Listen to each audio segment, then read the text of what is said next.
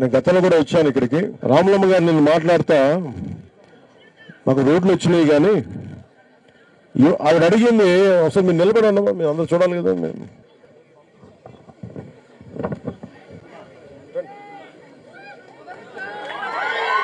ఈవిడ నిన్న మాట్లాడుతా రామలమ్మ గారు అడుగుతా రోడ్లు వీటన్నిటి మాకు అవి వచ్చే తరం కోసం ఆలోచిస్తూ ఉన్నారు.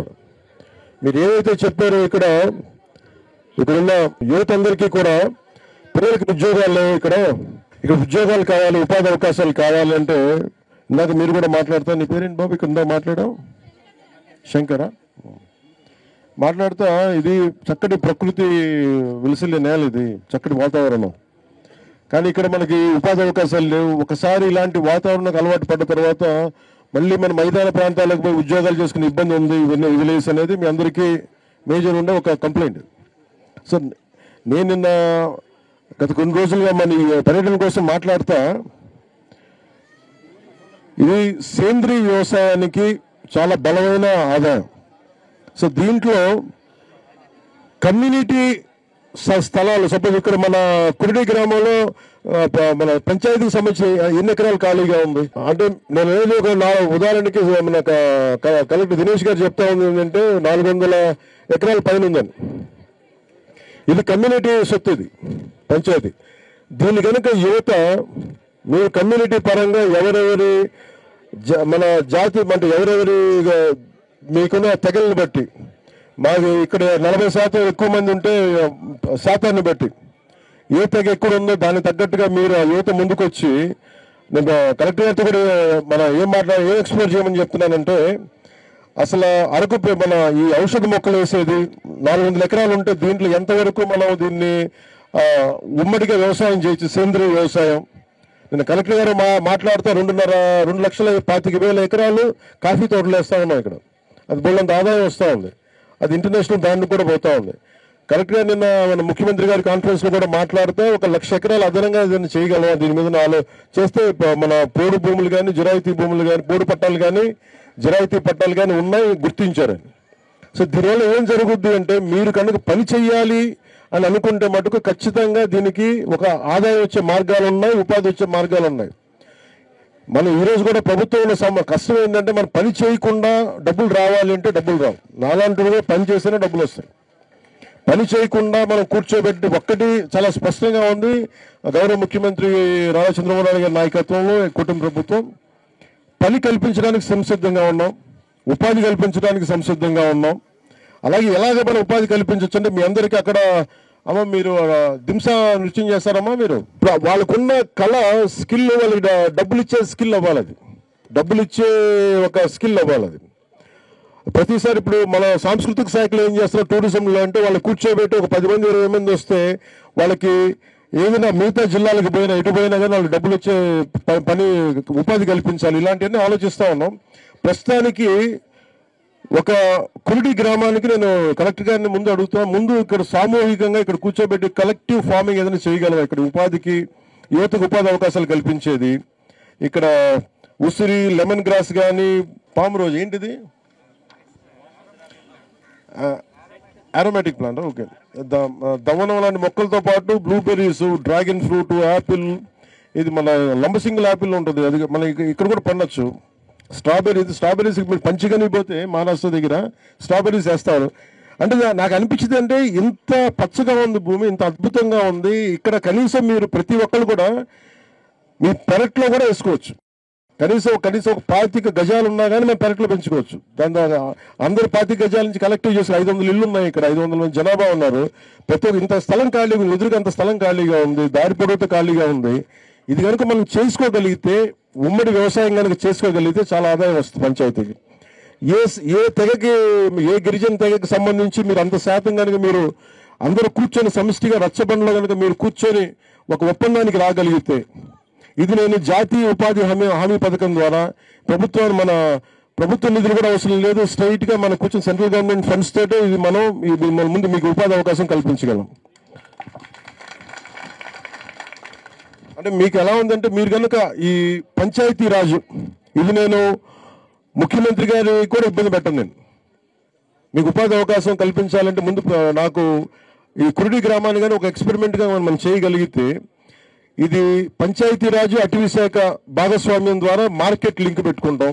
మీరు ఇక్కడ ఏం పంట పండించినా కానీ తీసుకెళ్లి మనం విశాఖపట్నంలో మన మార్కెట్లో అమ్ముకునేలాగా, అటు నుంచి ఎక్స్పోర్ట్ చేసుకునేలాగా ఉన్నతాధికారులందరితో కూడా మాట్లాడుతూ ఉంటే ప్రిన్సిపల్ సెక్రటరీ శశిభూషణ్ గారి దృష్టి కూడా తీసుకొస్తున్నాను. I think sir we can link this with nation NREGA scheme no sir. Backyard horticulture. మీ ఇల్లు వెనుక భాగంలో ఉన్న ఖాళీ స్థలంలో ఏదైనా ఒక హార్టికల్చర్ మామిడి ఉండొచ్చు, ఇంకా వేరే ప్లాంట్స్ కూడా కావచ్చు. మీ ఏరియాలో ఏ ప్లాంట్ మంచిగా వస్తుందో ఆ ప్లాంట్ ఆ చెట్టు పెంచే కోసము ఒక మీ ఇల్లు వెనుక ఉన్న భాగంలో బ్యాక్ యార్డ్ హార్టికల్చర్ పేరుతో ఏమైనా టేకప్ చేస్తే sir we will be able to support under ఉపాధి హామీ సార్.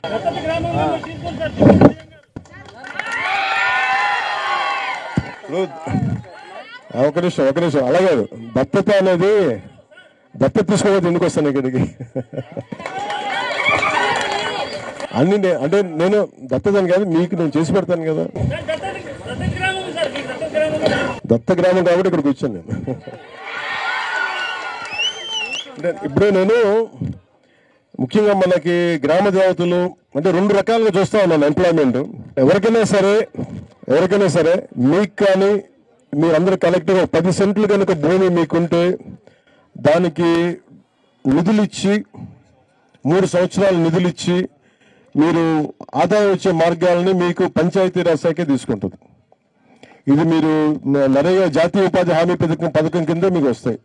దీన్ని ఒకసారి కలెక్టర్ గారిని సంబంధిత పంచాయతీరాజ్ అధికారులందరినీ కూడా మీకు పంపిస్తాను. ఇంకొకసారి దాని మీద ఎక్స్ప్లోర్ చేసి కురుడి గ్రామంతో మొదలు పెడదాం ఫస్ట్. ఇక్కడ గౌరవ్ డిప్యూటీ సీఎం గారు ఇప్పుడు ఏమన్నారు, దాని మేరకు ఒక స్కీమ్ మీ ఈ గ్రామం కోసం ఒక చిన్న స్పెషల్ స్కీమ్ తయారు చేసుకొని ఒక వారం లోపల మీ ఎంపీడీఓకు మీ పీడీడీ అమ్మగారికి పంపిస్తాము. దాని మేరకు బ్యాక్ యార్డ్ హార్టికల్చర్ పేరుతో ఈ గ్రామంకి పనికి వచ్చే విధంగా ఒక స్కీమ్ తీసుకువస్తాము సార్. ఖచ్చితంగా ఉపాధి హామీ కింద వస్తుంది సార్.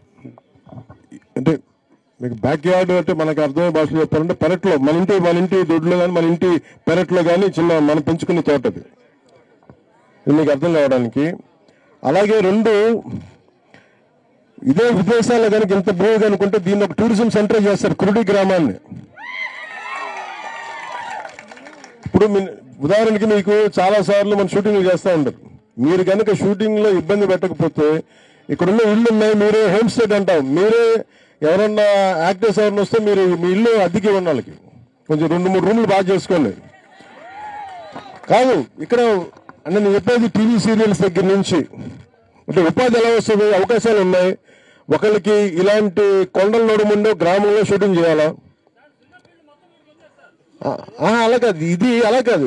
మీకు ఆదాయం వచ్చి వెళ్ళిపోవడం కాదు నేను అనేది. ఇప్పుడు మీరు అక్కడ ఇల్లు ఉంది, అక్కడ మీకు 2 రోజులు బాగా సరిగ్గా చేసుకుంటే ఎవరు వచ్చి ఉంటారు ఇక్కడ.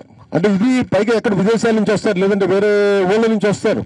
మీకు అవి ఉన్నాయి, అవి సరిగ్గా కనుక మనం చేసుకోగలిగితే ఉండడానికి కొంచెం ఇబ్బంది లేకుండా టూరిస్టులు వచ్చేలా ఉంటే మీ గ్రామంలో ఇది చాలా పెద్ద ఇన్కమ్. ఇది మీరు దీన్ని దృష్టిలో పెట్టుకొని నేను టూరిజం శాఖ మంత్రి గంటల దుర్గేష్ గారితో మాట్లాడతాను. దీనికి మీకు సంబంధించిన ఏర్పాటు ఒక ప్రాపర్ ప్లానింగ్తో మీ దగ్గరికి వస్తాం. అంటే మీరు చప్పట్లు ఎప్పుడు కొడతారంటే చేసిన తర్వాత కొట్టాను. ముఖ్యంగా ఇక్కడ రకరకాల గిరిజన తెగలు ఉన్నాయి. అలాగే చాలా మంది మీరు మాట్లాడుతా కుల ధృవీకరణ పత్రాలు చాలా ఇబ్బంది పడతా ఉన్నాయని గతంలో కూడా చెప్పారు, ఇప్పుడు కూడా చెప్తా ఉన్నారు. ఇది మీ ఒకరికే కాదు. ఉదాహరణకి బేడా బుడగ జంగాలు ఉన్నారు. ఒకప్పుడు వాళ్ళు షెడ్యూల్ ట్రైబ్స్లో ఉండేవాళ్ళు అటు సైడ్. వాళ్ళకి ఏం చేశారు, అసలు కుల ధృవీకరణ పత్రమే లేదు, వాళ్ళు ఏ కులానికి సంబంధం లేదు. పాపం ఎవరి దగ్గర కూర్చోబెట్టి ఇబ్బందులు కరమైన పరిస్థితులు అందరికీ కుల ధృవీకరణ పత్రాలు ఉన్నాయి. అలాగే ఇక్కడ ఉన్న మీకు ఏవైతే తెగలు ఉన్నాయో వాటికి సంబంధించి ఒకసారి మీకు మిగతా వాళ్ళకి ఇబ్బంది లేకుండా మీకు ఎలాగ కుల ధృవీకరణ పత్రాలు ఇవ్వాలి, మీ బిడ్డలు చదువుకోవడానికి. కానీ ఇది పోయినసారి వచ్చాను, నేను మాటలు విన్నాను. ఈసారి నేను ప్రభుత్వం ఉన్నాను కాబట్టి దీన్ని ముందుకు తీసుకెళ్లే బాధ్యత మేము తీసుకుంటాము. అలాగే మీరు అడుగుతున్నది పూర్తిగా 100% అది ఎంతవరకు పాసిబిలిటీ ఉంది. సుప్రీంకోర్టు ఒకసారి తీర్పుని ఒకసారి నేను చదవమని చెప్తాను. ఇంకొకసారి పరిశీలించి, ఎందుకు సుప్రీంకోర్టు స్థాయిలో నిర్ణయం తీసుకుని ఒకసారి పరిశీలించి ఒకసారి దానికి ఒకవేళ మీకు నష్టం లేకుండా మీకు ఉపాధి అవకాశాలు వచ్చేలాగా మీకు అదే కదా బాధ్యత. మీకు ఆదాయ మార్గాలు పెరగాలి. అదొకటి. అలాగే వ్యసనాలని చెప్తా ఉన్నారు, గంజాయిది. ఇప్పుడు మీకు గంజాయి ఇక్కడ మీరు చూడడానికి మన పెరట్లో గంజాయి పండించుకోవడం కంటే కూడా తులసి మొక్క పండించుకోవడం మంచిది మనకి. లేదంటే మీరు మారేడు మొక్క పంచితే మారేడు ఇవి తీస్తారు, కాయలు వస్తాయి. దాంతో కూడా చాలా మాదిఫల రసాయనం చేస్తారు. అంటే నిజంగా చేసుకోవాలంటే డబ్బులు రావడం చాలా చాలా పరిస్థితులు ఉన్నాయి. కాదు ఇది ప్రభుత్వం కొంచెం బాధ్యత తీసుకో. ఐటీడీఏ ఉంది, చాలా అంటే అన్నీ కూడా పని చేయడానికి సంసిద్ధంగా ఉన్నారు. కానీ పని చేయించే నాయకత్వం కావాలి. దీన్ని ఖచ్చితంగా మీరందరూ కనుక ఒత్తిడి కనుక ఇప్పుడు మీరందరూ ఒత్తిడి పెడితే నేను పని చేయగలుగుతున్నాను.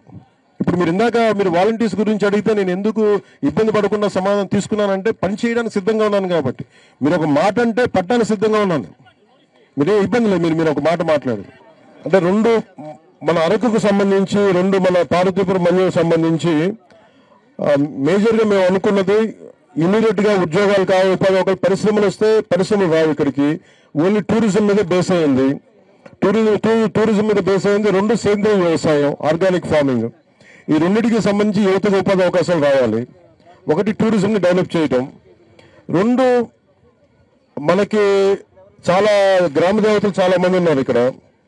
ఈ గ్రామ దేవతలని సాంస్కృతిక మీకు కరెక్ట్గా పర్యాటక అభివృద్ధి గ్రామ దేవతల ద్వారా అంటే ఇప్పుడు చాలా మంది నూకాలమ్మ కావచ్చు, మోదమమ్మ కావచ్చు, ప్రతి ఒక్కరికి ప్రత్యేక విశ్వాసాలు ఉన్నాయి.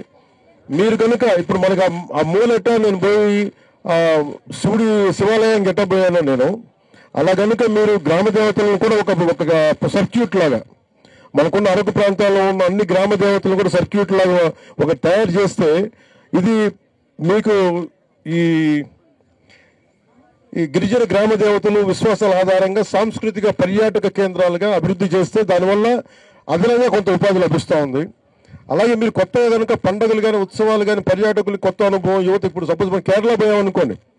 కేరళ పోతే అక్కడ ప్రత్యేకించి వాళ్ళ ఉత్సవాలకి మనం అందరం పోతాం ఇక్కడి నుంచి. అలాగే దింస నృత్యకారులు ఉన్నారు, వారిని చూడడానికి ప్రత్యేకించి వస్తారు. వీటన్నిటిని అనుసంధానం చేసి మీకు ఉపాధి అవకాశాలు లభించేలా ఒకసారి టూరిజం శాఖ మంత్రి గారితో కూర్చొని దీని మీద మీకు ప్లాన్తో మీకు వస్తానని చెప్పి మీకు ఈ సందర్భంగా మీకు తెలియజేసుకుంటా ఉన్నా.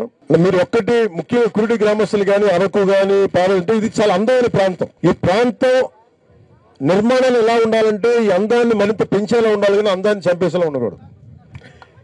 ఇది ఎందుకంటే మీరు పచ్చదనం పోద్ది, మీకు అర్థం అవుద్ది. పచ్చదనం మీకు కూర్చోబెట్టి ఎత్తెత్తు బిల్డింగ్లు కట్టేస్తే ఇంక కొండ కనిపించదు, ఏం కనిపించదు. అందుకని మీకు ఎప్పుడు భయం ఉంటుంది. బయట వాళ్ళు వచ్చేసి ఇక్కడ ఇల్లు కట్టేసి పెద్ద పెద్ద ఇవి కట్టేస్తే అందం పోద్ది అనేది. అదే కదా మీకు ఉండేది మేజర్ భయం. నాకు కూడా ఏంటంటే మీకు అలాంటి నేను గిరిజనులుగా పుట్టలేదు, కానీ నాకు గిరిజన మనస్తత్వం ఉంది. నాకు అందుకని ప్రత్యేకించి నేను కలెక్టర్ గారికి కూడా ప్రత్యేకించి ముఖ్యమంత్రి గారి దృష్టి కూడా తీసుకెళ్తాను, క్యాబినెట్ దృష్టి కూడా తీసుకెళ్తాను. ఒక నియంత్రిత నిర్మాణాల ద్వారానే ప్రకృతి పరిరక్షించాలంటే ఎలా పడితే అలా బిల్లులు కట్టేయటం, లేదంటే ఇందాక అరకులో మన లోయగుండా వస్తూ ఉంటే చాలా అద్భుతంగా ఉంది, మధ్యలో బిల్డింగ్లు కట్టేశారు. అలా కాకుండా అదే విదేశీ ఇప్పుడు ఉదాహరణకి కేరళ ఉందనుకోండి. కేరళలో అతిరిపిల్లి జలపాతం ఉంటుంది, మంచి వాటర్ ఫాల్స్ ఉంటుంది. కేరళ టూరిజం వాళ్ళు ఏం చేస్తారంటే ఇటు సైడ్ అంతా దానికి ఇబ్బంది పెట్టి దానికి చూడటానికి ఇబ్బంది కలిగే చోట ఏ బిల్డింగులు కట్టకూడదు, ఒక రూల్ అది. సో ముఖ్యంగా అరకు అందాలని పరిరక్షించుకోవాలంటే బిల్డింగ్లు రావాలి, మనకి పట్టాలు ఉండాలి, అన్నీ ఉండాలి, కానీ రిసార్ట్స్ రావాలి. కానీ ఆ రిసార్ట్స్ ఎలా ఉండాలి అంటే అది ప్రకృతి అందాన్ని చంపేసేలా ఉండకూడదు, ప్రకృతి అందాన్ని పెంచేలా ఉండాలి. అట్లాగే మన కేరళ మోడల్ దృష్టిలో పెట్టుకుని అక్కడ విదేశాల మోడల్ కూడా కాదు, కేరళలో చాలా విపరీతంగా ఉంటుంది టూరిజం. ఆ కేరళ మోడల్ దృష్టిలో పెట్టుకుని దీన్ని అట్లా డెవలప్ చేస్తాను మీ అందరికీ మాటిస్తున్నాను నేను. అలాగే అరకు వంటి సహజ సౌందర్యాన్ని కలిగిన ప్రదేశాల్లో అంటే ఇది నేను మీడియా వాళ్ళ కోసం చదువుతూ ఉన్నాను. దుమ్రిగూడ మండలం నుంచి ప్రత్యేకించి ఒక 3 అనుకున్నాం. సేంద్రీయ వ్యవసాయం ద్వారా ఆదాయ వృద్ధి, అరకు ప్రాంతపు వాతావరణం, నేల ఔషధ మొక్కలు, పండ్లు, పూలు పెంచేందుకు చాలా అనుకూలమైన వాతావరణం. ఇవి ఇంటి ప్రాంగణంలో లేదా కమ్యూనిటీ స్థలాల్లో సాగు చేయొచ్చు. అలాగే జఫ్రా, ఉసిరి, లెమన్ గ్రాసు, పామ్ రోజా, దవనం వంటి మొక్కలతో పాటు blueberries, dragon fruit, Apple, strawberries, coffee వంటి పండ్లను పెంచగలం. చామంతి, బంతి వంటి పూలను వాణిజ్యపరంగా మనం వాడుకోవడానికి అనుకూలంగా ఉంటాయి. ఇవన్నీ కూడా పంచాయతీరాజ్ అటవీ శాఖల భాగస్వామ్యం ద్వారా మార్కెట్ లింక్ చేసే విధానాన్ని ముందుకు తీసుకెళ్తాం. ఇది జాతీయ ఉపాధి హామీ పథకం నిధులతోటి 3 సంవత్సరాలు నిర్వహణ చేస్తే మీకు జేబు నుంచి డబ్బులు లేకుండా మీకు జాతీయ ఉపాధి హామీ పథకం డబ్బులతోటే మీరు పెంచేలాగా బాధ్యత తీసుకుంటాం. అలాగే రెండవది ఏంటంటే గ్రామ దేవతలు సాంస్కృతిక పునర్జీవనం ద్వారా పర్యాటక అభివృద్ధి. మీరందరికీ చదువుకున్న గిరిజన విద్యార్థులు చాలా మీకు ఎక్కువ అర్థమవుతుంది. గిరిజన గ్రామ దేవతల విశ్వాసాల ఆధారంగా సాంస్కృతిక పర్యాటక కేంద్రాలుగా అభివృద్ధి, పండుగలు ఉత్సవాల ద్వారా పర్యాటకులకు ఒక మంచి అనుభవం, యువతకి మీ మూలాల పట్ల గౌరవం. అంటే మీరు ఎక్కడికి వెళ్ళినా నాకు ఎంత అద్భుతంగా అనిపిస్తుంటే మీరు పసుపుతో స్వాగతం పలుకుతారు. అది గిరిజన సాంప్రదాయం, గిరిజన తాలూకు సంస్కృతి అది. సో అది నాకు చాలా అద్భుతంగా అనిపిస్తుంది. నిన్న మన కువి భాషలో నమస్కారాలను వాళ్ళకి జోహార్ అని చెప్పారు.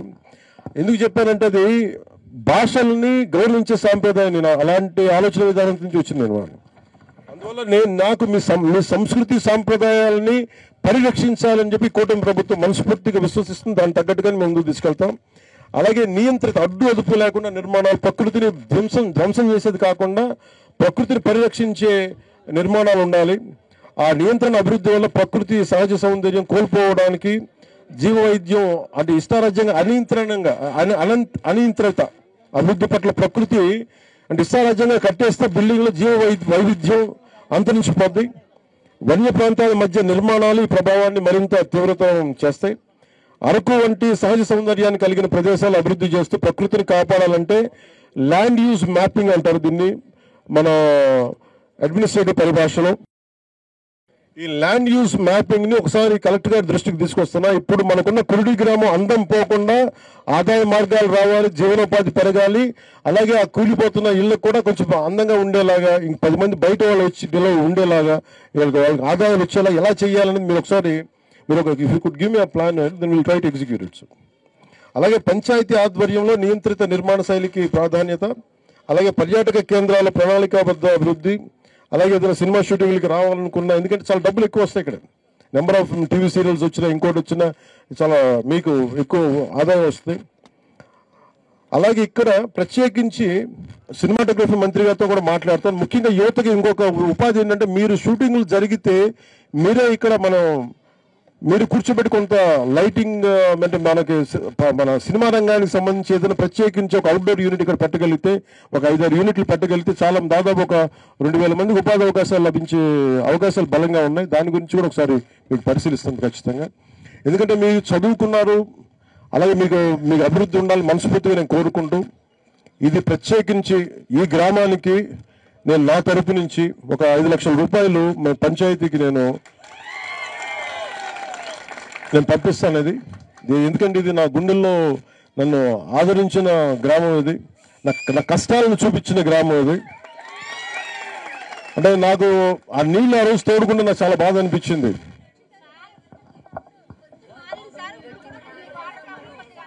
లేదు మీకు కూర్చోబెట్టి ఒకసారి, అందుకే నేను మన ఎంపీడీ గారిని పంపిస్తాం, డ్రామా డైరెక్టర్ని పంపిస్తాం. మీరు కూర్చోబెట్టి మీరు నీళ్ళకి ఇబ్బంది ఫస్ట్ మీరు అన్ని చేద్దాం, అన్ని ఒకటి తర్వాత ఒకటి చేద్దాం. నేను అన్ని రాసుకున్నా. నేను 2018లో వచ్చిన మర్చిపోకుండా ఇక్కడికి వచ్చానండి. ఇప్పుడు రాసుకుని నేను ఎందుకు మర్చిపోతాను అనుకుంటున్నారు ఖచ్చితంగా. సో మీ అందరికీ ధన్యవాదాలు తెలుపుకుంటూ సెలవు తీసుకున్నాను. జై హింద్.